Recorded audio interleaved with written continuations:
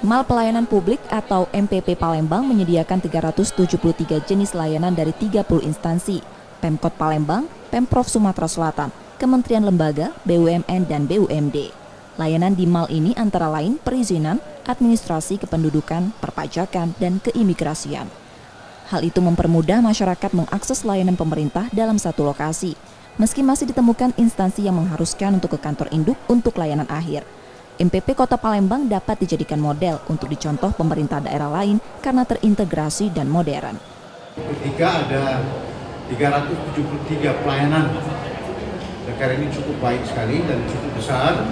Hanya saja tadi kita jelaskan sudah, ketika masyarakat meminta pelayanan, masih ada 1-2 instansi yang pelayanannya masih memerlukan final decision-nya ke kantor induk.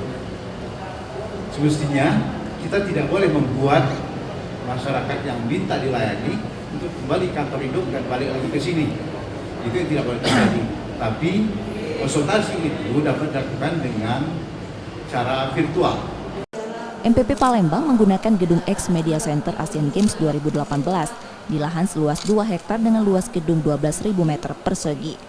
Penyederhanaan investasi dan pelayanan publik diharapkan meningkatkan nilai investasi Kota Palembang. Emriski Nurmizan, Kompas TV, Palembang.